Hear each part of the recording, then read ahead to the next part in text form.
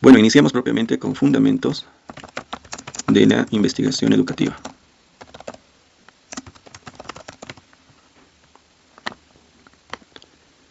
Inicialmente está la teoría del conocimiento. Esta teoría tiene elementos principales para poder comprender su fundamento. Está la epistemología, está la gnoseología, estos dos elementos, por un lado la epistemología como conocimiento científico y la gnoseología como conocimiento solamente como tal, nos va a permitir reconocer la ciencia. Siempre en este aspecto, por ejemplo, la cuestión de la ciencia va a ser demostrar ese conocimiento que tiene el ser humano. Y dentro de esta vinculación propiamente con la ciencia, ¿no?, se va a encontrar el paradigma, la forma de interpretar la realidad. Y este paradigma, esta forma de teorizar, esta forma de interpretar la realidad, esta forma de inclusive dar nombre a ese fenómeno, es investigación. El diseño metodológico va a comenzar con el paradigma investigativo. Este paradigma tiene una amplitud por las corrientes epistemológicas que han surgido por ciencias, por principios,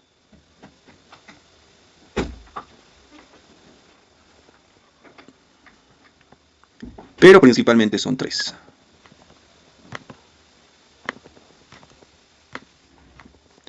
El positivismo, el interpretativo y el crítico. Hay otros, como el fenomenológico, el hermenéutico, pero principalmente en el proceso evolutivo investigativo, estos son los que mayor amplitud han tenido en las investigaciones. El positivismo tiene como fundamento el hecho positivo,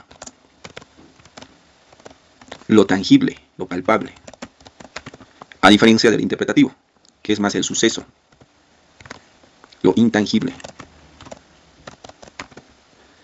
Y el crítico, que es la forma de analizar y reflexionar. Autores, por ejemplo, en la cuestión de la escuela crítica investigativa decían, y está bien que muchas veces nosotros investiguemos, pero no solamente nos podemos quedar con la investigación, debemos proponer. Y es por esa misma razón que inicialmente siempre surge la idea investigativa, ¿no? Pero en estos últimos años ha ido cambiando la situación de cómo reconocer ese fenómeno investigativo. Por esa razón, lo recomendable siempre es tener en cuenta la necesidad, la problemática o problema y el potencial. Esos tres nos van a permitir a nosotros ingresar a un elemento investigativo. Una vez que nosotros reconozcamos propiamente dentro del diseño investigativo el paradigma, el situar la investigación con el paradigma, nos vamos al enfoque investigativo. Es la forma de ver cómo vamos a trabajar. Y son también tres.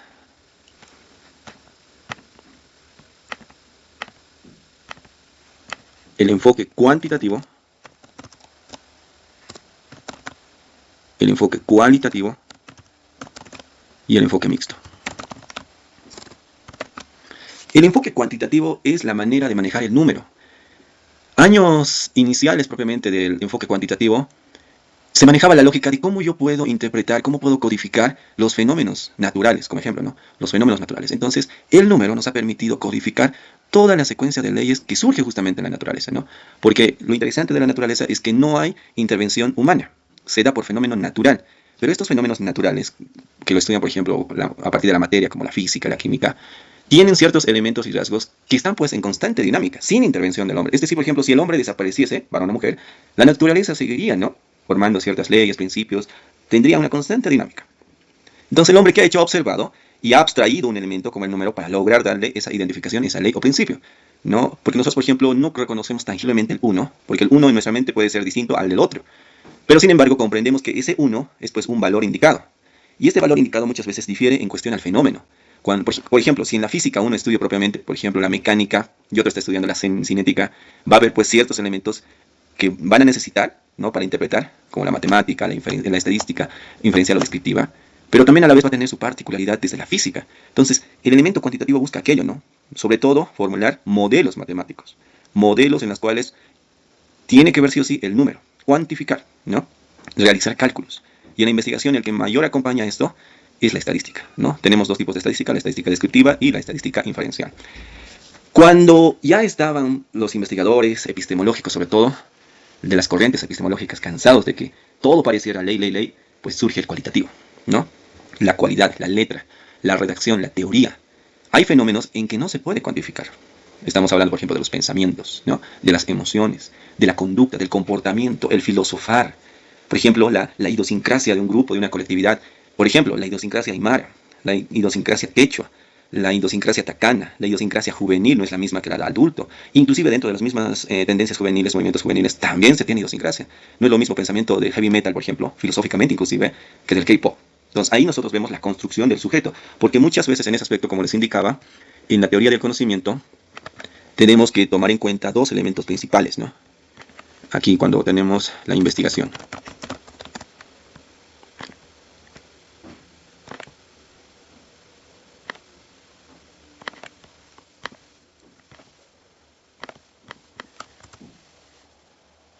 Y esto en relación a estudio, ¿no? Investigación, estudio. El sujeto, este es varón y mujer, ¿no? Y el objeto, que es un conglomerado de sujetos, o del fenómeno natural que estamos observando, objeto. El objeto de estudio o el sujeto de estudio. En las ciencias naturales y ciencias exactas se maneja más objeto de estudio, ¿no? Porque es fuera de la emoción mismo del investigador. Pero en las ciencias sociales humanas es más sujeto de estudio, porque se involucra con el investigador. Volviendo propiamente al enfoque, entonces, esos fenómenos propiamente de las ciencias sociales humanas han hecho de que emerja, ¿no? Lo cualitativo. Por eso también se habla dentro de la epistemología como epistemología emergente, ¿no? Una corriente teórica nueva, que puede estar ahí en nuestra misma realidad, pero no la hemos investigado, simplemente la observamos, no hemos elaborado instrumentos, pero está ahí. Hasta que un sujeto de cualquier disciplina, un investigador, un profesional de cualquier disciplina lo observa, muy bien, voy a investigar ese fenómeno. Para eso tengo que elaborar instrumentos. Pero aquí también depende, ¿no? Hay una dicotomía en ese aspecto. Hay investigadores que aplican cuestión criterio los instrumentos. Y hay investigadores que son tan protocolares que primero diseñan el instrumento de investigación, que adelante vamos a avanzar igual a eso, y que lo validan. Una vez validado recién, propiamente, se aplican los instrumentos. Pero desde el ámbito cualitativo, no. Los instrumentos, por ejemplo, del ámbito cualitativo, no son igual que el cuantitativo. Porque en el cuantitativo permite sí o sí la verificación, la falseación, ¿no? De estos instrumentos. Tiene que haber una prueba piloto. Pero en el cualitativo no. Se da por la cuestión de la perspectiva del investigador. Ahora, en estos últimos años, la tendencia, por ejemplo, ha dicho, no, digamos que tenemos por un lado la cuestión numérica y por otro lado la cuestión literal. Entonces, tenemos que aplicar los dos. No podemos dejar de lado los números, no podemos dejar de lado las letras. Logremos que se vinculen los dos. Y nace el enfoque mixto, ¿no? Cual y cuantitativo también denominado. Una vez conocido el paradigma, el enfoque, nos vamos al nivel investigativo. Son 4 niveles de investigación. Desde mi óptica, como investigador y profesional, veo que los 4 tienen, ¿no? sus elementos muy bien situados, y en ese aspecto, por ejemplo, que nos permiten, ¿no? la producción de conocimientos. Pero muchas veces estos elementos son cuestionados. Ya en el ámbito propiamente de la aplicación se van a dar cuenta que por cuestiones de ruptura epistemológica, de obstáculo epistemológico, no llegan a ser aceptados por el tribunal o por la institución. Pero bueno, para conocimiento tenemos el primer nivel, ¿no? que es el exploratorio. Este primer nivel de investigación es sencillamente ir a explorar el fenómeno, el campo de observación, donde se toma en cuenta ya sea a nivel global o particular. Muchas veces en este exploratorio solamente observamos el fenómeno y o lo sintetizamos en nuestra mente o vamos utilizando instrumentos espontáneamente, ¿no? Anotando todo. ¿Y queda ahí? Puede que simplemente haya sido un escrito de instrumentos, pero hemos explorado. Ejemplo, voy a una comunidad, acá en Bolivia, a la comunidad, por ejemplo, de San Buenaventura, a la comunidad de Yoquibo. Ahí están solamente sujetos de ceja. Y me llama la atención la forma de hablar, ¿no? Su lengua es de ceja. Pero yo no conozco. Entonces empiezo a explorar, ¿no? Cómo es su vestimenta, cómo es su forma de hablar, su forma de convivir, de vestir, de cocinar, de alimentarse, de convivencia entre ellos mismos, con la naturaleza. Entonces, ese elemento, ese fenómeno que estoy observando, lo estoy empezando a explorar, reconocer. Entonces me anoto en algún instrumento o posiblemente solamente hago mis apuntes, ¿no? de esa situación. Ya para un segundo nivel está el descriptivo. Como ya he ido al campo investigativo, empiezo a describir a partir de los instrumentos aplicados, ¿no? Estos sean espontáneos, semiestructurados o estructurados, ¿no? Como el protocolo muchas veces indica que hay que pasarlo por prueba piloto y demás. Pero muchas veces, miren, yo les indico que la prueba piloto es más para investigaciones de ingenierías y tecnológicas, porque constantemente se hace prueba de error, ¿no? Mientras que en las áreas sociales no. Entonces, no, yo por lo menos como investigador siempre hemos tenido esa discusión con mentes sobresalientes bolivianas, ¿no? Epistemólogos bolivianos, nuestros mismos docentes, porque ellos lo conciben la investigación desde el enfoque positivista, desde el paradigma positivista, ¿no? Pero, como les indicaba, si uno hace lectura de otros autores que no necesariamente son bolivianos, se da cuenta. Pues hablo, por ejemplo, de Hugo Zimmermann. Busquen a este autor, o autora de Sousa, por ejemplo. Es otra forma de interpretar la investigación, no es esa investigación lógica formal que usualmente se tiene en la universidad, sale de ese campo. Paul Feyerabend, por ejemplo, él critica bastante a la cuestión positivista del manejo investigativo, ¿no? Él dice, ¿cómo es posible que nosotros queramos encajar la investigación en el fenómeno y no al revés, ¿no? Comprender el fenómeno más que todo el proceso metodológico investigativo. Lean sus libros igual de Paul Feyerabend, yo los voy a dejar igual en la bibliografía. Es interesante cómo tiene esa crítica.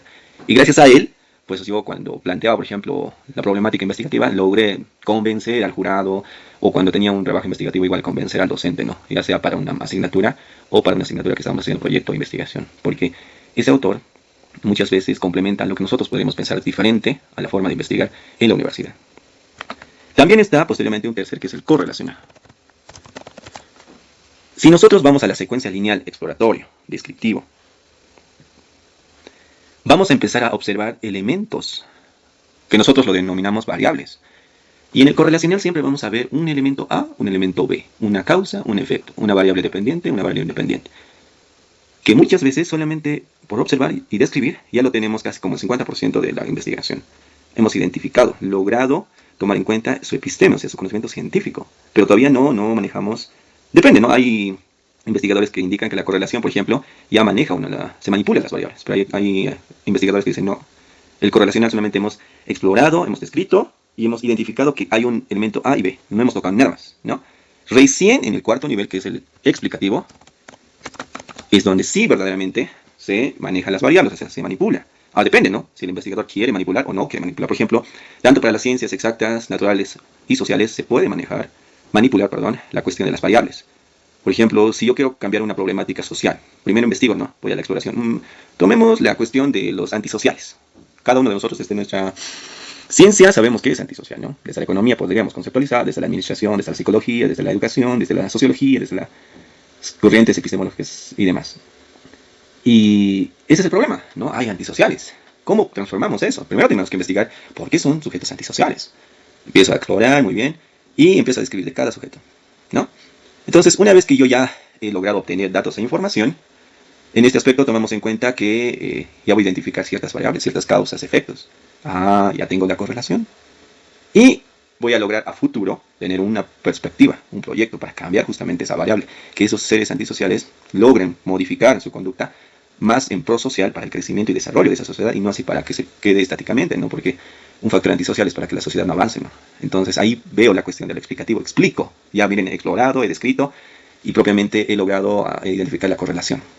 Pero también, por otro lado, el explicativo encaja cuando yo leo una tesis, una tesina, una monografía o una investigación propiamente dicha y no estoy de acuerdo, porque yo no he observado esa forma de fenómeno. Mi interpretación es distinta. Y entonces cambio. Veo sus variables del sujeto investigador A y digo, no, esta variable no corresponde. Cambio. O el otro elemento, ¿no? Yo como economista veo distinto al administrador. Yo como psicólogo veo distinto como podría verlo el pedagogo. Yo como médico veo distinto a lo que ve el enfermero. Pero sigue siendo el objeto de estudio el mismo. Por ejemplo, en cuestión de ciencias de la salud, estoy viendo cardiología, o sea, el corazón. La enfermera va a ver desde su campo, el doctor va a ver desde su campo. O la cuestión, por ejemplo, de los delirios. El psicólogo va a ver desde su campo, el psiquiatra va a ver desde su campo. O la cuestión, por ejemplo, educativa pedagógica. Problemas de aprendizaje. El psicólogo educativo va a ver desde su campo y el psicopedagogo va a ver desde su campo. Esos elementos, por ejemplo, que nosotros vemos como dicotómicos, justamente encajan en este cuarto nivel. Estos 4 niveles son propiamente para facilitar justamente lo que estamos hablando, ¿no? La investigación. Por un lado, ustedes lo pueden ver como gradas. La primera grada es el exploratorio, una segunda grada es el descriptivo, una tercera el correlacional, y llega hasta la cuarta grada, el explicativo. Otros autores lo ven cíclico, que inicia exploratorio, pasas por el descriptivo, identificas correlacionalmente y explicas. O también hay epistemólogos que dicen, 2 son del campo netamente básico, ¿no? Y otros 2 son del campo netamente aplicativo. ¿Y a qué me voy? Al tipo investigativo. Tipo investigativo. Que sencillamente son 2.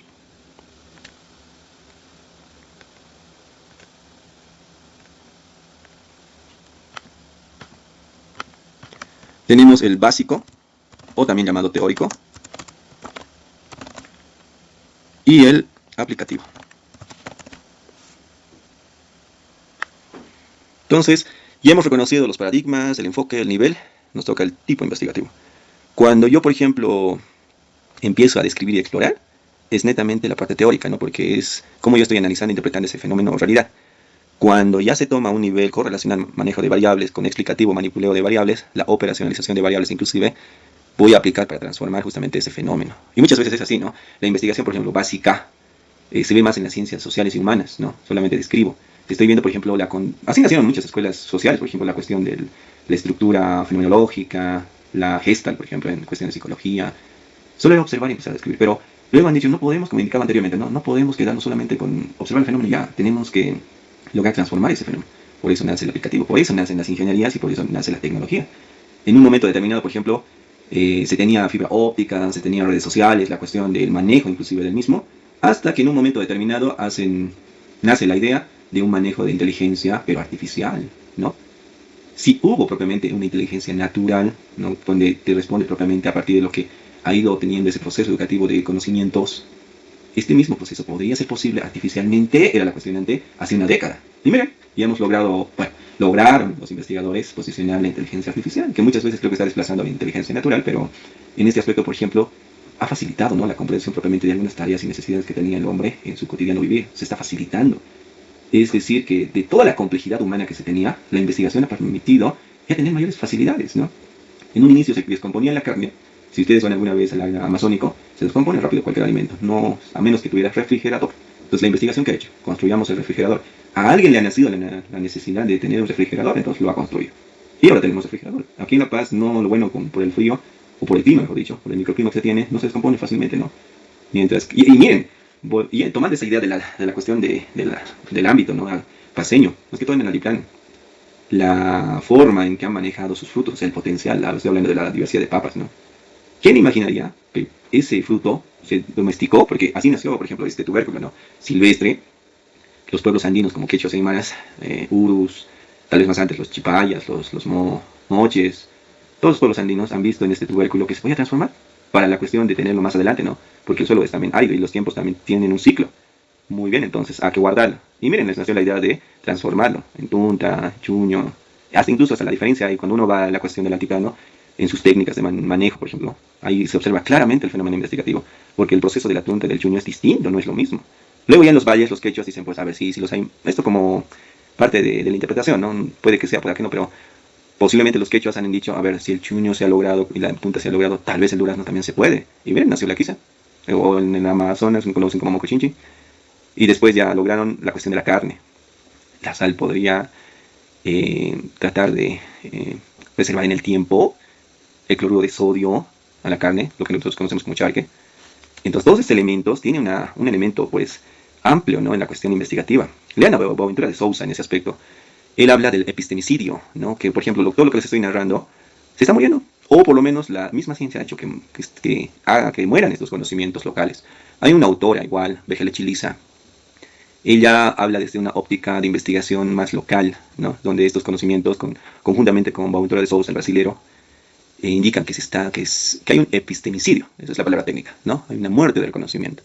Y que si hay esa muerte del conocimiento, hay muerte del sujeto epistemológico. Entonces, esto depende mucho, ¿no?, de la forma de interpretar, porque Hugo Zimmermann decía igual acá en las Américas, juntamente con Enrique Dussel, un mexicano, decía, hay un eurocentrismo en cuestión del conocimiento. Y uno cuando lee sus libros, por ejemplo, a ver, Augusto Comte, el inicio de la investigación, con Bacon, incluso Francis Bacon, que son los primeros que han empezado a teorizar sobre investigación, y a estos tiempos, por ejemplo, como Boaventura de Sousa, Humberto Maturana, el chileno, por ejemplo, él habla de una autopoiesis, o sea, todo es un equilibrio, todo es una simbiosis, él es biólogo. Entonces, todo está propiamente dado por la espontaneidad, pero a la vez también hay reguladores. Hay un equilibrio ecosistémico propiamente del conocimiento, indica, por ejemplo, el epistemólogo chileno. Entonces, todas estas variantes hacen de que nosotros, pues, seleccionemos entre un tipo y otro tipo. En este caso, básico y aplicativo. Posteriormente a esto, se encuentra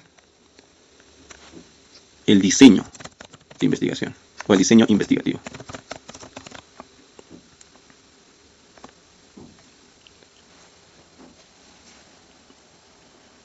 Y técnicamente se va a dividir en dos.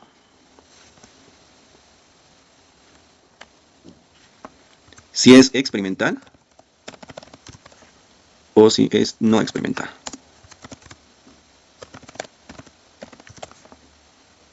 Dentro del experimental hay un segundo que es casi experimental.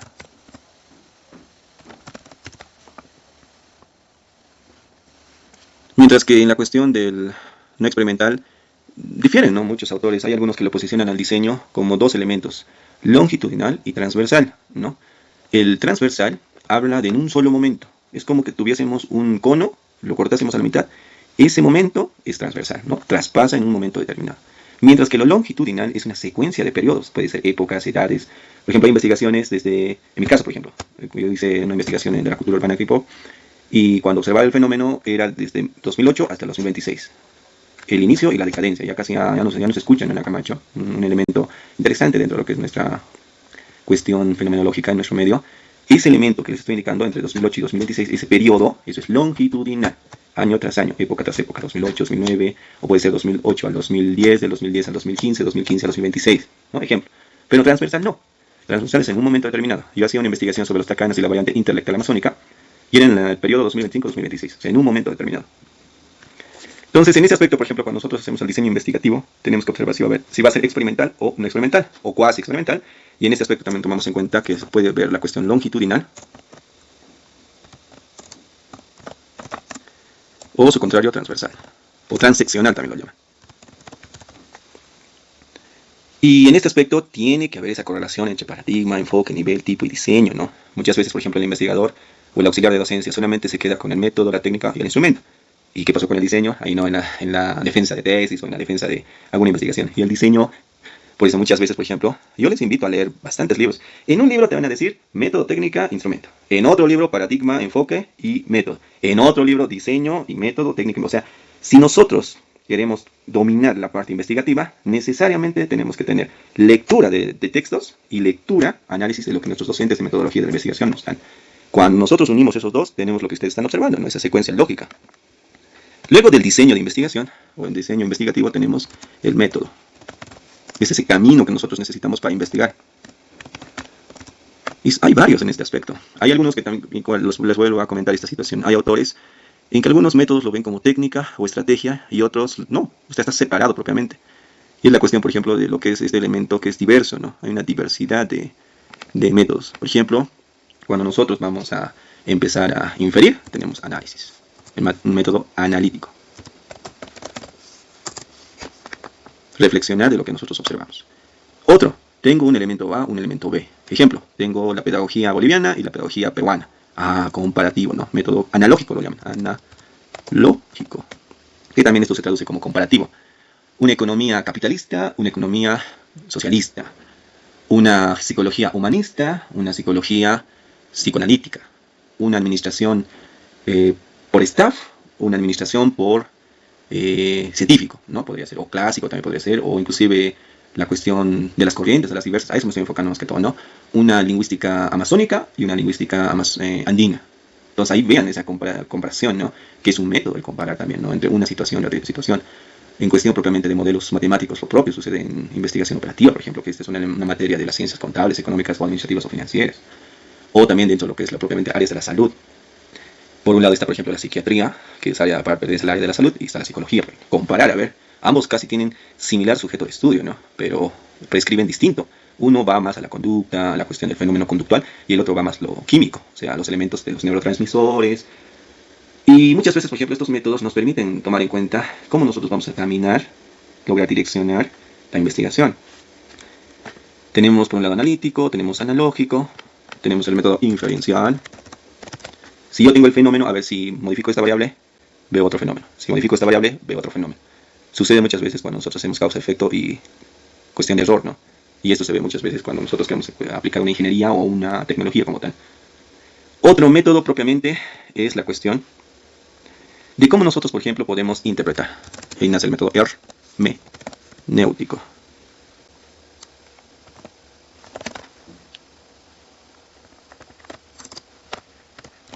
Hermenéutico.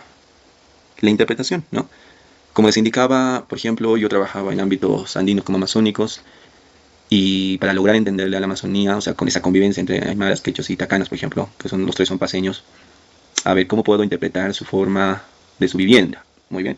A ver, el aymara dice uta en su vivienda, el quechua dice huasi, Y el Takana et, muy bien, ya tenemos un avance, ¿no? Y miren que hemos utilizado otro método más, el analógico, comparar. Ya tenemos un insumo. Ahora estoy viendo que hay variantes. Y esas variantes también está la cuestión de cómo se estructura su gramática, por ejemplo, ¿no? Y uno de ellos es propiamente la secuencia de ciertos sufijos. A ver qué sufijo utiliza para pluralizar, por ejemplo, el aymara, naka, y el quechua, kuna, y el takana, kuana. Y ahí B1 analiza kuana, kuna, como que hay una similitud en la pronunciación, ¿no? Y esto implica pues más investigación, más recursos de la cuestión propiamente de emplear instrumentos. Y usualmente tomar en cuenta estos elementos como método es justamente direccionar esa investigación, ¿no? Y otro método es el estadístico, clásico de la investigación cuantitativa. Nos ayuda, por ejemplo, a observar, ¿no?, la dinámica cuantificable. Estamos hablando, por ejemplo, de la cuestión de la estadística descriptiva, por un lado, y por otro lado de la inferencial, aunque también hay método aparte como inferencial, ¿no? Pero, por ejemplo, en la cuestión descriptiva, ahí vamos a ver la dinámica de moda, de cuartiles, percentiles, de la cuestión propiamente de la dinámica numérica en cuestión de frecuencias, vamos a hacer histogramas. Y en este aspecto yo les recomiendo el autor, hay un autor, Molle, estadística de Molle, o de Chungar igual, que de Chungar es de nuestra universidad, y tiene interesantes ejemplos propiamente para el manejo de la estadística, ¿no? Porque la estadística facilita el manejo de las variables. Hay, por ejemplo, ciertas categorías como nominal, secuencial, ordinal. Y en este aspecto, por ejemplo, cuando nosotros empezamos a estudiar propiamente la estadística, es mayor manejo de la variabilidad que puede tener la categoría, ¿no? ¿Y esto con qué finalidad? La estadística, el manejo de variables en la investigación. Por un lado, por el manejo de la instrumentalización que se tiene, ¿no? El instrumento. Porque la estadística nos permite ponerlo a prueba con chi cuadrado, alfa de Converge, por ejemplo. Y en este aspecto tomamos en cuenta que si estos elementos que nosotros lo vamos a tomar en cuenta para una prueba piloto, tomamos en cuenta ciertos números, ¿no? Y ahí, por ejemplo, elementos de la cuestión de la varianza de error, de la variabilidad entre una prueba piloto y otra, porque los sujetos son distintos, o inclusive entre los mismos sujetos hay esa dicotomía estadística. Y muchas veces, por ejemplo, tomamos en cuenta que los instrumentos pareciera que todos tenemos que poner la prueba piloto, y no es tampoco así, ¿no?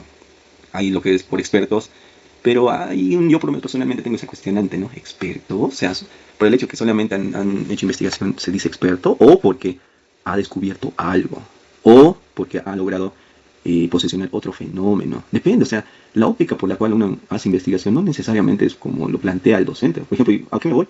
No necesariamente lo que yo les estoy indicando es la totalidad de la verdad, ¿no? Para lograr la totalidad de la verdad ustedes van a necesitar, por ejemplo, de lectura, de varios libros como tal. Por otro lado también de otros docentes de metodología, ¿no? Ahora miren que se están formando en auxiliares de docencia. Ustedes, por ejemplo, posiblemente postulen a la cátedra de investigación, ¿no? Como se llame, hay materias que se llaman metodología de investigación, técnica e instrumentos de investigación, diseño metodológico, proyectos de investigación, en fin, demás. O inclusive desde su materia o asignatura. Un economista puede postular a la auxiliatura de econometría, de macroeconomía, de microeconomía. Un filósofo puede postular propiamente a filosofía andina, filosofía amazónica, corrientes epistemológicas o epistemología. Un educador puede postular propiamente a cuestión de la pedagogía, de antropología y educación, sociología educativa. Un antropólogo, por ejemplo, o sea, un estudiante de antropología, mejor dicho, puede postular a la cátedra de sociología, porque esa materia, por ejemplo, es casi en la mayor parte de todos tenemos sociología. El administrador tiene sociología, el economista tiene sociología, el educador tiene sociología, el antropólogo tiene sociología, el filósofo tiene sociología. Entonces, estos elementos van a generar pues ciertas similitudes, ¿no?, a lo largo del tiempo. Si uno estudia 2 o 3 carreras, por ejemplo, empieza a ver esa similitud en nombre, pero muchas veces el fondo no es lo mismo. Y ahí a uno le hace pensar, pues, cómo no, en eso de la situación de la investigación, puede ser cambiante a partir de cómo nosotros lo interpretamos y cómo interpretamos lo que el otro indica. Luego del método está la técnica investigativa. Y la técnica investigativa es justamente la herramienta que nosotros necesitamos para el método. Y en este aspecto también es miscelánico. O sea, hay una miscelánea, varias técnicas, ¿no? Está, por ejemplo, la cuestión del registro como técnica. Registro todo lo que observo. El registro. Otro está la técnica lista de cotejo. El registro, por ejemplo, va a depender mucho de la creatividad que uno tiene, ¿no? Le va a poner ciertos ítems, categorías, por ejemplo, va a estar fecha, actividad, lugar, quién es el investigador y la descripción, ¿no? Lista de cotejo va a ser como una lista. Dependiendo del enfoque que tiene del manejo de su investigación, va a anotar ciertos tópicos, ¿no? 1, 2, 3, 4, 5. De esos tópicos va a tener al lado la cuestión de sí o no, esa dicotomía entre sí y no, y las observaciones, ¿no?, de la dinámica de la investigación. Y ahí va a emplear propiamente a partir de esta técnica. Porque miren, pónganse que yo Volviendo al ejemplo de los tacanas, quechos y aymaras. Mi lista de cotejo, mi unidad de investigación es la casa, ¿no? La casa. Entonces, mi lista de cotejo, pongo ahí casa. Para la aymara pondré uta, para el quechua pondré huasi, para el tacana pondré ete. Hasta ahí los tres tienen bien. Pero ya cuando hay la subcategoría, el uta de la aymara tiene diferente estructura al huasi del quechua y al ete del tacana, ¿no? Por ejemplo, en cuestión de subcategorías. Ya en la lista de cotejos he logrado identificar la casa, pero en la casa aymara, por ejemplo, voy a ver adobe y paja brava. O también lo suelen poner al techo cebada. Entonces ahí ya, cebada, paja brava y adobe. Del quechua, ya va a haber cambios, ¿no? Sí utiliza adobe, muy bien, pero utiliza madera para el techo, no utiliza paja. Ah, ya está cambiando la dinámica fenomenológica. Y el tacana, ni qué decir igual, pues. Ah, no, el tacana no utiliza adobe, utiliza madera, ¿no? Y su techo es, por ejemplo, de jipijapa, una planta del lugar. Entonces, miren, ya ha cambiado la cuestión fenomenológica de los tres, solamente al emplear el método analógico, también analítico, porque estoy analizando el fenómeno, pero a partir de la técnica, ¿no? He registrado y de ese registro he hecho una lista de cotejos de justamente estas subcategorías que están emergiendo en la investigación. Otra técnica investigativa propiamente es la cuestión de la comparación, pero en este aspecto tomamos en cuenta que si tomamos por un lado el fenómeno o el hecho o suceso, y esto mucho también depende, porque las técnicas dependen de las ciencias. Las ciencias jurídicas no tienen las mismas técnicas que las ciencias pedagógicas, o las ciencias pedagógicas no tienen las mismas técnicas que las ciencias económicas, o las mismas que las ciencias de la salud, ¿no? Por ejemplo, una técnica va a ser el laboratorio. En las ciencias de la salud, por ejemplo, en este aspecto se toma bastante en cuenta el laboratorio. Porque hay técnicas, ¿no? El frotis sanguíneo, por ejemplo. Y eso, no sea, el frotis sanguíneo tiene su técnica. Y este laboratorio, como técnica investigativa, permite también, ¿no?, tener conclusiones y recomendaciones al final de una investigación. Ahora, depende si otra ciencia utiliza esta técnica, que es el laboratorio, ¿no? Pero muchas veces es más utilizado el laboratorio en ciencias donde se hace cuestión de el objeto de estudio, o sea, la dinámica de la observación del objeto de estudio. Yo creo en la sangre, el tipo de sangre, la estructura citológica, la estructura histológica de la célula. Entonces, bueno, muy bien. En cuestión, necesito otros elementos como el microscopio, como el cubreobjetos, el portaobjetos. Entonces, ese elemento de técnica investigativa nos permite analizar justamente este fenómeno natural, ¿no? Y miren que es de otra rama, pero eso no quiere decir que no podamos utilizar el laboratorio. En estos últimos años se ha puesto de moda, bueno, casi de los 1900, de los 90, ¿sí?, para hasta estas épocas, la cuestión de la investigación y acción participativa. Parece un laboratorio social, donde se transforma el sujeto, o sea, lo investigas con él, te vuelves parte de su realidad y transformas su realidad. Por ejemplo, pónganse que tienen pérdida en cuestión de agricultura, ¿no? No pueden propiamente recuperar su cuestión agrícola. Puede ser, no sé, hablemos de la yuca, por ejemplo, ¿no? No pueden vender la yuca, solamente es consumo familiar o máximo en la población del municipio, del pueblo. Pero si yo tengo la cuestión del potencial de materia, quiero producir más para poder generar economía, ya, entonces hay que encaminarlo con cuestiones de proyectos, ¿no? Hay que enseñarle marketing, hay que enseñarle la cuestión de objetivos, de presupuesto, no de planificación en sí. Entonces ahí se observa ese laboratorio. Y muchas veces estas técnicas, por eso como les indicaba, depende mucho. O sea, hay que analizar bastante cómo puedo yo utilizar una técnica desde emplear ciertas técnicas de otras ciencias en ciencias que posiblemente jamás lo han manejado. Y usualmente hay justamente esa pelea y esa pugna, ¿no?, entre las ciencias sociales y las ciencias naturales, ¿no?, del mundo natural y el mundo social. Y justamente es tan complejo, hay un autor que habla de la teoría de la complejidad, que es Edgar Morin. Se escribe Morin, pero como es francés, se pronuncia Morin. Y él habla de esta situación, ¿no?, de cómo es la complejidad investigativa en cuestión del manejo de la técnica investigativa. Otra técnica propiamente investigativa son las matrices categoriales.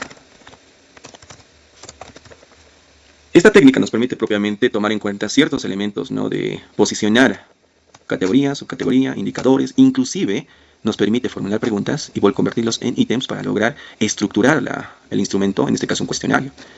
Por otro lado, también nos permite identificar y a clasificar, inclusive, pónganse que nosotros estamos haciendo la cuestión de las enfermedades amazónicas, que es muy diferente a las enfermedades de la altura, por ejemplo. Y ahí un elemento principal biológico podría ser el mosquito. Es portador de 3 enfermedades: dengue, chikungunya y zika, digamos. Entonces, ahí yo pongo la matriz categorial, el primer elemento, el mosquito. Desgloso: zika, chikungunya y dengue. Y ahí veo, ¿no?, la población. ¿A quién más le afecta? A los niños, a los jóvenes, a los adultos, a los adolescentes. Empiezo a teorizar por cuáles son los factores: limpieza, el no tener protección propiamente como los repelentes o ropa con manga larga, por ejemplo, ¿no? O inclusive los nidos de cultivo de los huevos de mosquito. Entonces, toda esta parte de la matriz categorial va a permitir justamente, a través de, como técnica, poder concluir, ¿no?, la investigación, suponiendo que es de enfermedades tropicales o amazónicas, como ejemplo. Así también, dentro de lo que es propiamente la cuestión de la técnica, tenemos que tomar en cuenta que la técnica siempre va a ser el emplear ciertas capacidades de nosotros, ¿no? Porque miren que aquí, ¿qué le acompaña a la técnica? También la estrategia. La estrategia en el sentido de la vinculación con el sujeto o el objeto de estudio. La vinculación, sujeto-objeto. Muchas veces, inclusive para lograr que los instrumentos sean aplicados, necesitamos tanto de la técnica, que son las habilidades que nosotros tenemos para registrar, y la cuestión de la estrategia. Cómo yo llamo la atención para que me puedan brindar la información, porque siempre se van a chocar con personas reacias, por ejemplo, en el ámbito de las ciencias humanas o de las ciencias sociales, siempre son reacios a veces para lograr obtener información. No, no tengo tiempo. No, ¿para qué? Lo primero, siempre, ¿para qué es? ¿Quiénes son ustedes? Medio reacios, ¿no? Pese a que podemos tener identificación, ¿no? Diga, puede decir San Simón, Simón Bolívar o Mayor San Andrés. Son reacios. No tengo tiempo, es la fácil salida, ¿no? O también hay sujetos muy amables, ¿no? Dicen, y te empiezan a contar todo. O sea, tu mismo instrumento no ha logrado captar toda esa información. Necesariamente ese momento nace, ¿no?, el registro como técnica. Entonces, si uno tiene la estrategia del carisma, por ejemplo, el carisma investigativo, y la técnica es registro, pero ya pues ha pasado tu instrumento, ya no sabes en qué más registrar, ya necesariamente habilitas, puede ser, por ejemplo, un mapa parlante, eso ya como instrumento. A ver, vamos a los instrumentos. Instrumento investigativo.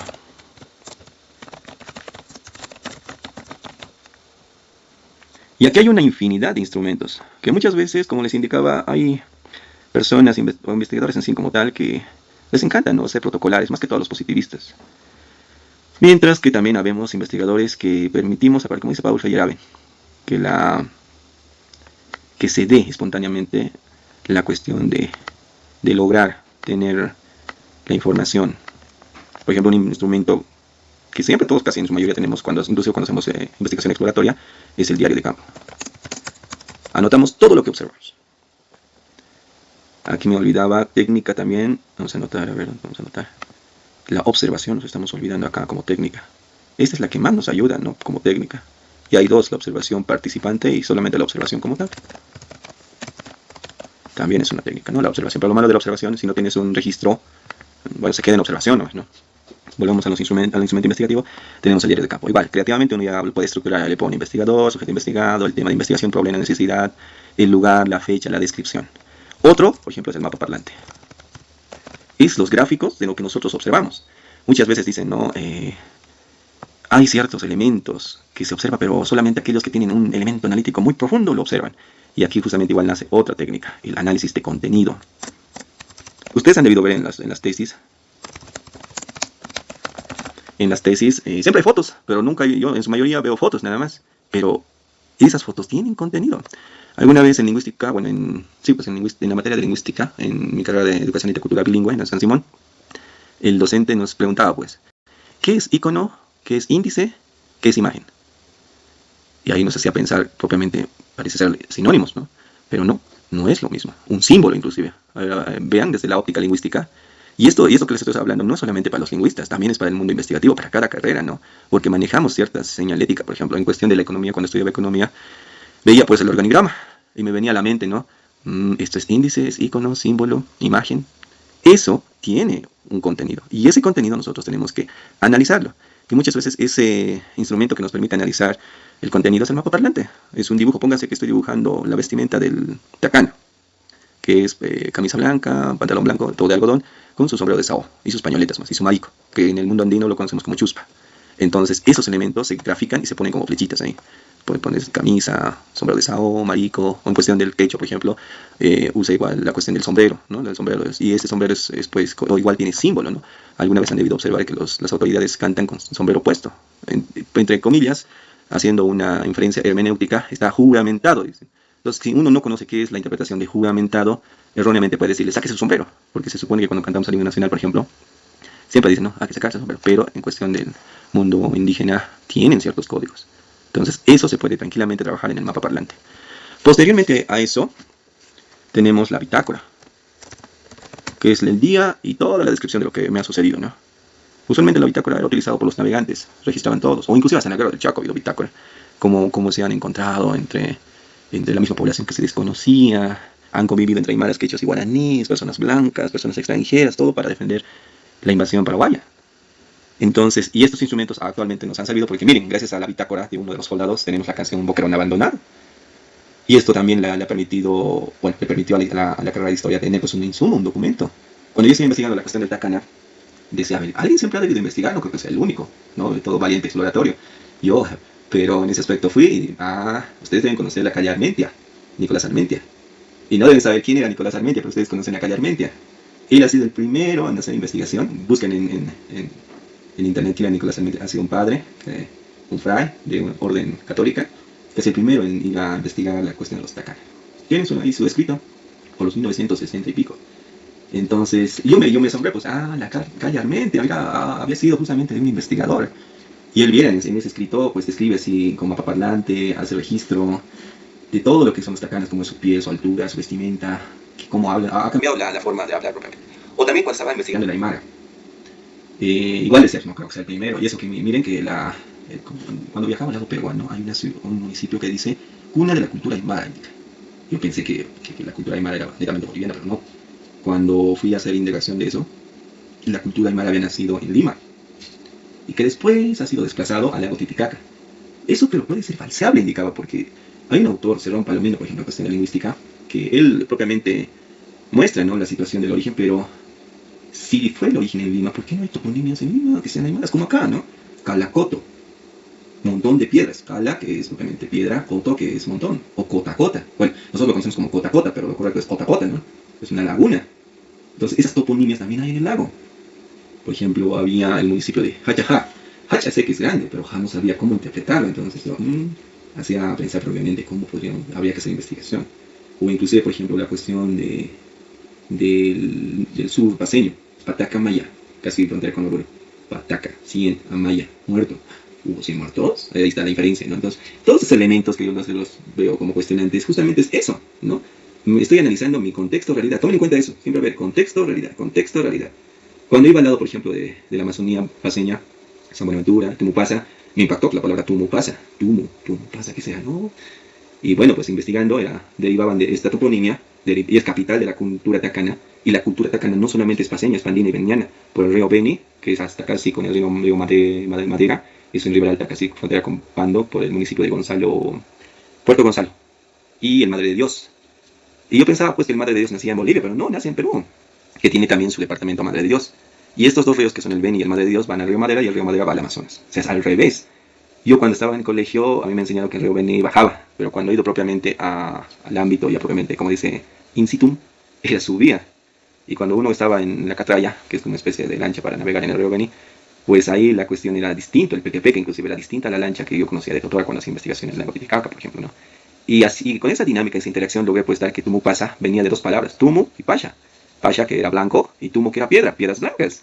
Y justo más allá, casi con frontera con San Borja, de Beni, en la carretera, hay piedras blancas. Entonces, asombrante esa dinámica o ese fenómeno desde la óptica no social. Posteriormente esto también, estos empleos, por ejemplo, de los instrumentos, ¿no? Es también para cuestión de inferir, ¿no? Por ejemplo, está el cuestionario, hacerle preguntas a la persona, una secuencia de acuerdo a la categoría. ¿Qué le puedo preguntar? A ver, por un momento siempre va a haber un cuestionario espontáneo, ¿no? Primero quiero saber, si yo soy del ámbito de economía y estoy viendo pobreza, no vamos a decir que es variable todavía, estoy viendo pobreza, muy bien. Empiezo a ver quiénes son más pobres en el ámbito. Parece que ¿por qué están trabajando los niños y jóvenes? A ver, ya estoy localizando un grupo selecto, una muestra, voy y consulto y empiezo a preguntarles. Puede ser esto espontáneo o estructurado o semiestructurado, ¿no? Espontáneo es cuando le lanzo palabras o preguntas en ese momento. Pero estructurado es cuando yo ya lo he pensado, repensado, lo he hecho revisar con alguien, entre comillas, experto en cuestión de cuestionario, o para que se entienda lo he hecho validar a otra persona, o como dicen, ¿no?, validación por expertos. No sé, yo en eso difiero porque no creo que haya un experto, ¿no?, en la cuestión de mi investigación. Si es que yo estoy haciendo, imagínense una exploratoria, el primero en investigar, como que ya hay pues una cuestión de dicotomía epistemológica. Pero bueno, eso ya eso es para un debate más amplio. ¿A qué me voy? A la cuestión de la pregunta, ¿no? Y eso es interesante porque muchas veces el cuestionario nos puede permitir conocer más al sujeto, inclusive al objeto de investigación. Otro instrumento, por ejemplo, está propiamente el registro fotográfico. Igual, hay que tener creatividad, ¿no? Yo siempre, por ejemplo, he tenido un registro fotográfico, no de la fecha ni del lugar, más que todo era de quién me está interpretando esa imagen.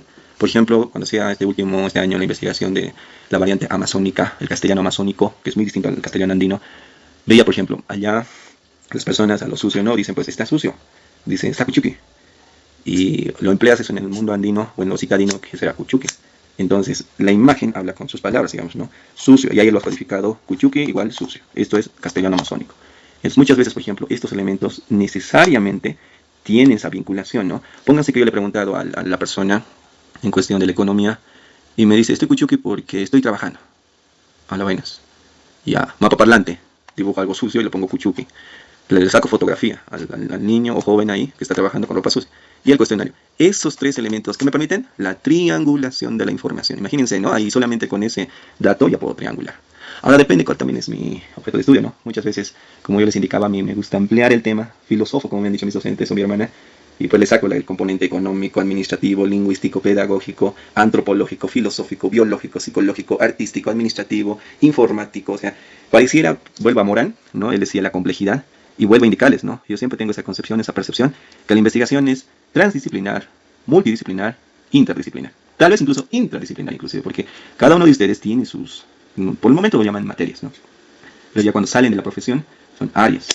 O sea, yo como economista, en algún momento voy a necesitar de la econometría con estadística, pese a que la econometría es matemática más estadística y teoría económica. Miren, entre eso. O como administrador voy a necesitar de la escuela de Taylor, de la escuela clásica, de administración. O en el ámbito, por ejemplo, a ver, otra materia que no haya tocado en cuenta, o perdón, ciencia,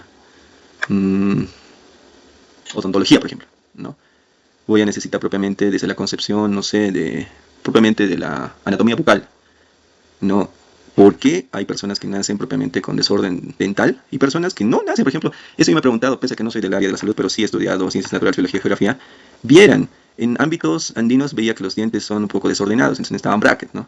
Pero vayan al lado amazónico, es recto sus dientes, o sea, toda esa estructura.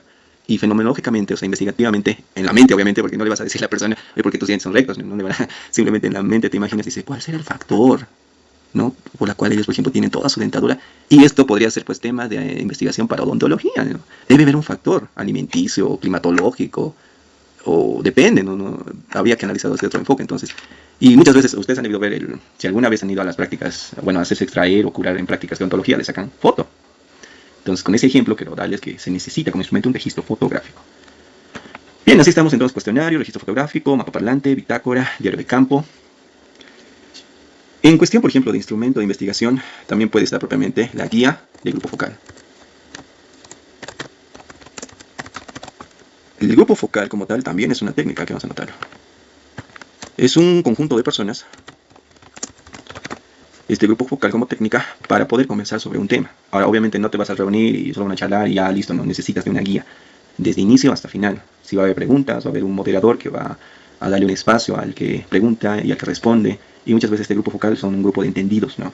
Por ejemplo, yo puedo aplicar un grupo focal entre economistas. Puede estar el DUM, puede estar el TUT, bueno, digamos a Rodrigo Paz, que es economista, la ministra de Educación, la señora Beatriz, no me olvidé su apellido, pero son economistas, entonces armo un grupo focal y empecemos a debatir. O un poquito más local, digamos, voy a Reyes, al municipio de Reyes, tantos Reyes en Beni, y estoy investigando, pónganse la lengua maropa, ¿no? Entonces, ¿quién habla lengua maropa? Un grupo selecto, ¿no?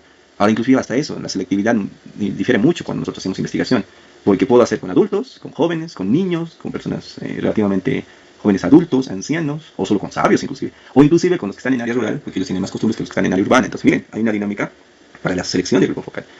Y esto como instrumento necesariamente se necesita porque la técnica del grupo focal permite tener insumos más que todo para la contrastación, ¿no? En cuestión de lo que es la triangulación del elemento investigativo.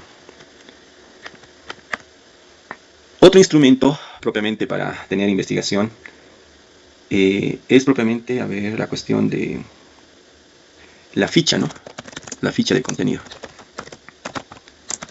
Miren, yo les estoy dando los nombres, pero cada autor, cada investigador realiza creativamente, ¿no? Y esto lo hace validar y también lo presenta a su tutor y también lo presenta a su tribunal.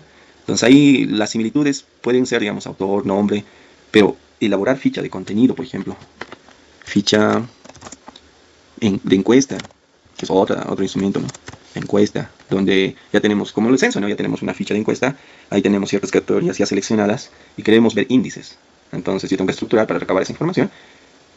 Y esto pues tiene que ver mucho con la creatividad. El investigador es creativo sí o sí, no creativo, innovador. Miren que el mapa parlante es reciente. Y miren, yo les digo de la experiencia de, aún todavía falta por hacer tesis doctoral, inclusive estudiar el doctorado, pero un investigador que estaba haciendo propiamente su tesis doctoral ha empleado mapa parlante. Entonces esto es innovador. En este último periodo de estudio que estaba realizando, estaba haciendo pues la cuestión en producción de conocimientos e investigación. Y a ver, les voy a subir los libros, van a ver otros instrumentos que nunca en mi vida había conocido. Por ejemplo, está la cuestión de la autobiografía, la bitácora autobiográfica, no, autobiografía, sí, bitácora autobiográfica, bitácora autobiográfica, autodidáctica, perdón, autodidáctica. ¿Y yo en qué consistirá ese instrumento? Pensaba, cuando leí propiamente su contenido, ya. Van a ver en esos libros que bueno, son contenidos de formación propiamente. Hay distintos instrumentos que no suelen, o sea, me voy propiamente porque, como les indicaba al inicio, pareciera que la universidad solamente nos enseña lo clásico, ¿no? Los docentes también se forman en lo clásico. Pero nosotros como jóvenes hemos empezado propiamente a tener otra cuestión divergente en cuestión epistemológica y han emergido, o sea, ha habido epistemología emergente, están naciendo nuevos instrumentos. Y esto con la finalidad de conocer al sujeto sobre todo. Y ahí a uno le hace pensar, pues, por ejemplo, yo cuando estaba en mi primera carrera por primera vez a mis 18 años, yo veía investigación educativa. Uno, me emocioné porque lo primero que nos enseñaron justamente era este proceso, ¿no? Cómo investigar para generar conocimiento. A medida que he ido investigación 1, 2, 3, 4, inclusive en mi carrera, en la primera carrera, luego en la otra carrera de ciencias naturales, por ejemplo, cambió la dinámica. Ya no me hablaban de investigación nomás, o de metodología de la investigación, me hablaban de investigación educativa. Porque al inicio, por ejemplo, era metodología de la investigación. O sea, pareciera que también hay un componente, un principal elemento educativo, pero depende, ¿no? La rama, porque por ejemplo en economía yo tenía como materia técnicas e instrumentos de investigación. O sea, netamente eso. Y en cuarto, recientemente, ya tenía metodología de la investigación. Mientras que en ciencias jurídicas, en derecho, tenía por un momento metodología de la investigación y luego metodología de la investigación jurídica. Entonces a uno me hacía pensar y me parecía que, por un lado, la metodología de la investigación es pues genérica, todas las ramas la utilizamos para justamente generar conocimientos, producción de conocimientos, y por otro lado también es particular, ¿no?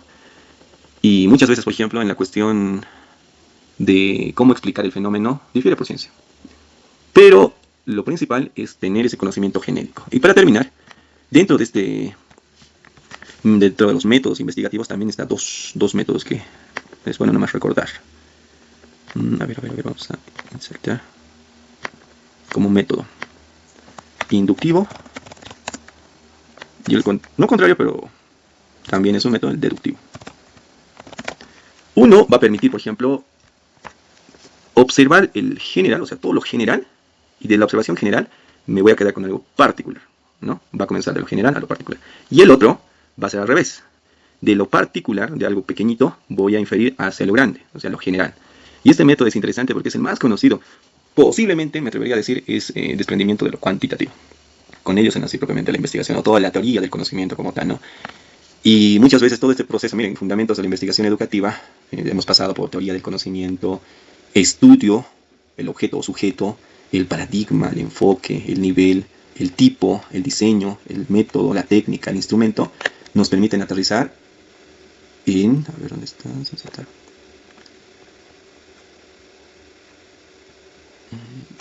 Ciclo, en un ciclo. Aquí está este ciclo, vamos.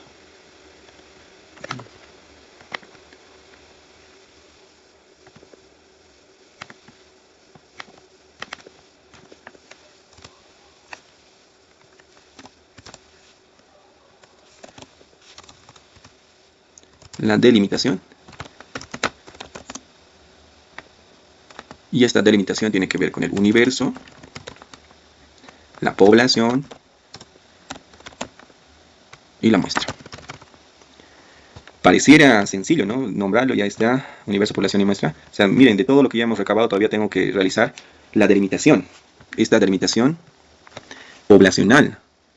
Y esto tenemos que comprenderlo de la siguiente manera.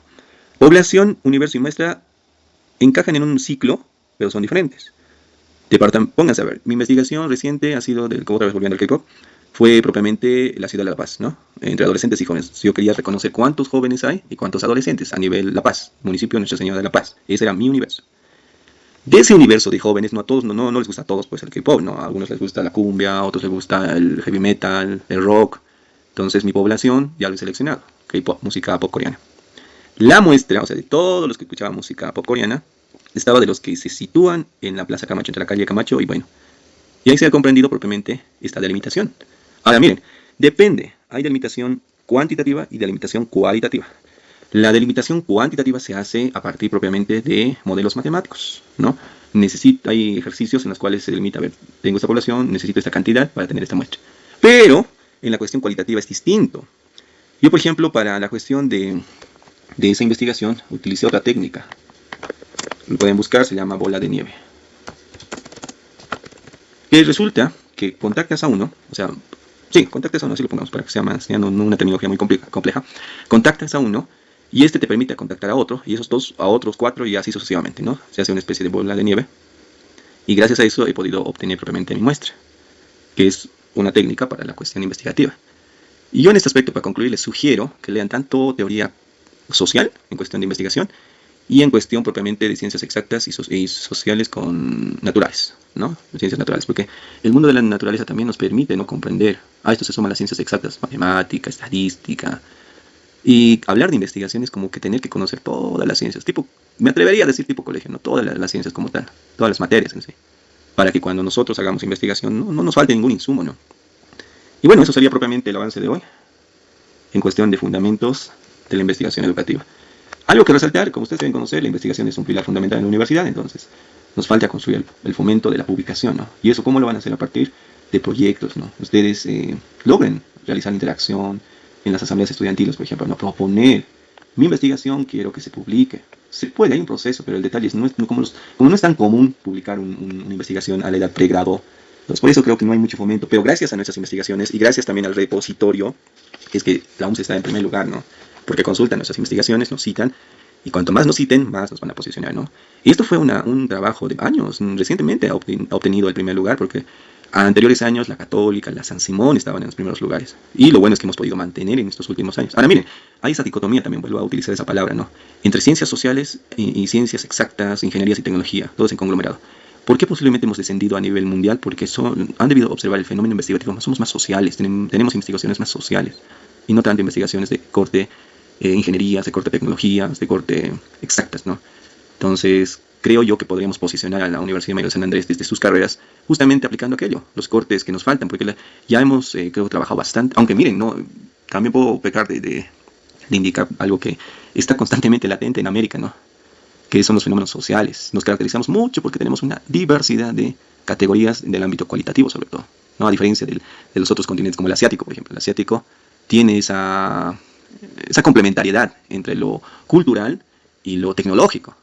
Y ahí uno le hace pensar, pero ellos no tienen materia prima. Nosotros sí tenemos litio.